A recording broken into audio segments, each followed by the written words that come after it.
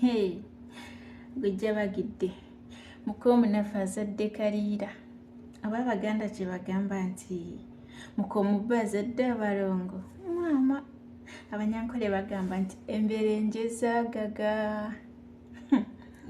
Mu vidiyo eno nkuleetedde amawulire ageesigika agafa mu Saudi oba mu Dubai. Oyagala kuva e Saudi ostopinga e Dubai? Oli Uganda oyagala kujja Dubai? Bannange ebintu si byangu. Tukwaniriza ku Kadama Life Channel kibaleko onaawosinziira okutulaba. Amanya nze Donna K. So video eno gimpeereka like, osirike comment section nzigule, teekamu endowooza yo tumanye ki kyolowooza. Bw'oba oli mpya ku channel yaffe teweerabira okusubscribinga ate tokomako kwata ne kadaawo kibe nga bwe naaba ntaddeyo ku ka content obeere nga otegeezeddwa. Katugende mu vidiyo tovaawo. Agala nnyo. Mulowooza embwa terumye mwanyi bannayuganda tebaaliko mugende Saudi okukola obwayaaya okusinziira dynamics eziriwo. Abasaudi balaga nti balidyusinga sente, tebalina sente, naye ate bamaid okuva mu mawanga amalala nga Ethiopia bayingira, naye nga kivaawa? Kiva ku gavumenti ya Uganda butawuliriza. Twagigamba at first nti basebo yese muli mu business, naye recruitment fee wammwe asussa obungi. Abawalabu mbajjako sente nyingi. Tebakoma kukozesa mwana gwe batutte nga kalogoyi nga nsolo kubanga bamuguze sente nyingi. Kyokka ati nabo bakitunula ne bakikomparinga ne other countries. Ate kimakinga worse okubanga kibi nnyo kwe kubanga omwana avudde Uganda n'ayingira ekiyumba, Omwalabu n'amubuuza n'agamba nasudde millions 3. Abaana abasinga process agiteeka mu million 1.5, kampani nezimugamba sayininga endagaano ya million 3. Omwana alaba emirimu gy'azze okukola mingi, kyokka ate n'akasente yazze akasasudde n'abeera mu depression. Omuwalabu ebyo byonna abadde abigoberera. Y'ensonga ffe twabagamba mukole ekintu kimu.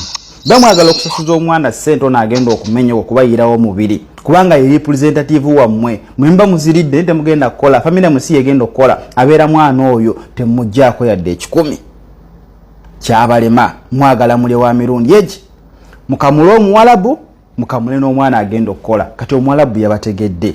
Abagamba Omu-Ethiopia walayisi nnyo era kyova olaba recruitment kati Uganda eri wansi. Era g'omwana atannajja weekaabire. Owayo akasente ng'ogenda kujja Saudi Arabia waayo katono kubanga chances z'okujja ntono nnyo okusinziira ku dynamics eziriwo kati obudde buno. Ntono nnyo. Chovola ogoberera gino emyezi 6 mwaka abaana avudde Uganda nga bagende Saudi Arabia batono nnyo. Lwaki? Y'ensonga. Niwola Saudi Arabia yewanika esala omusaala buli dakiika 8 eri 10 tugamba 65 y'ensonga. Naye nga kyali kyangu nnyo. Government ku reducinga recruitment fee. Nemutegeeza aba kampani zino mulekerawo okujjako abaana obusente bwabwe bubaluma kubeeri bagenda kukola nga kalogoyi. Twalibadde tusigala naffe tuli mu business. Nira kuba nti mwagaliza mbuto zammwe, mweyagaliza mwekka, mwagala kufuna byamangu. Kati mugenze kufiiriza ffenna. Mwabaleeta abaana, temwagala kubalondoola, mubajjako sente, musaba recruitment fee. Kati gomwana wenna akyayagala okukola ng'oli Saudi Arabia. Gira onywera ebyokugenda e Uganda, gira obikendeeza go ge mazima. Pozi ng'ogenda kuvaayo dda mu nsi ndala negwe ayagala okulitaaninga.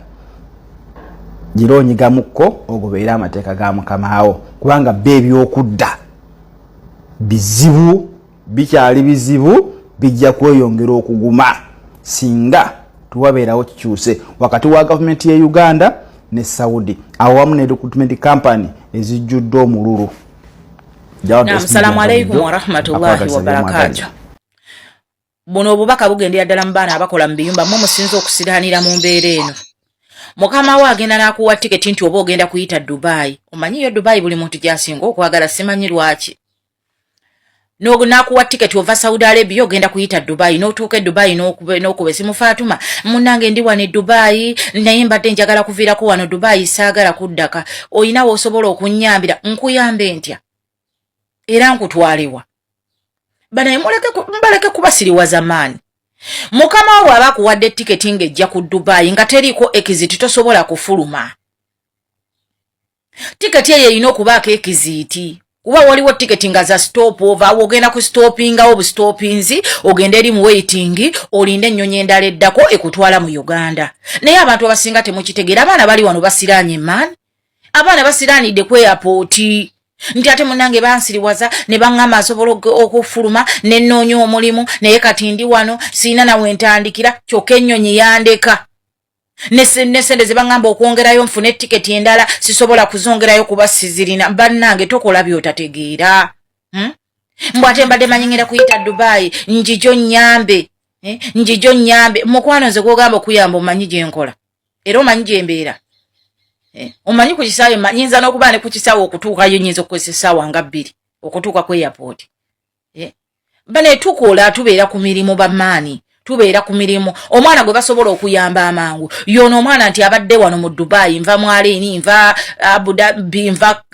Saleja ngenda ku airport kye Saleja nagwa mne Fatuma nti esaagala kugendaka naye enkoze ntya njagala kutolokera n'omuga osobola okudduka n'ofuna taxi n'ogenda wano oba okitegeera tuuka wano okubira omuntu bwati ne bwati ajja kufunira bed space ogenda otandika okunoonya omulimu oba muntegeera ate nno n'oyo oluusi aba yakugambako emabega so si kumugwako bugwi ndi ani munaye mukama wange anti ndi wano ku airport naye saagala kugenda oluusi wakoze edda n'ekiziti bakkoneddemu dda sitampu kyokka lw'ojjukira bwe bakkolera sitampu n'omala okukona sitampu Dubai oba ogisiibudde oba olindi eri mu waiting kugenda ka Dubai oba ogisiibudde banaye mubeere serious man ekintu bw'oba tokitegeera buuza nga tonnakola nsobi baana bali wano basiraanye bannange abaana bali wano basiraanye baava Saudi nina abaana nga bana baava Saudi mbo baali bamanyi basobola okuviirako Dubai tiketi erina okubaako ekiziti mukama wo mulimbe limbo mugabe mama nti njagala genda tiketi ongulira ya Dubai nti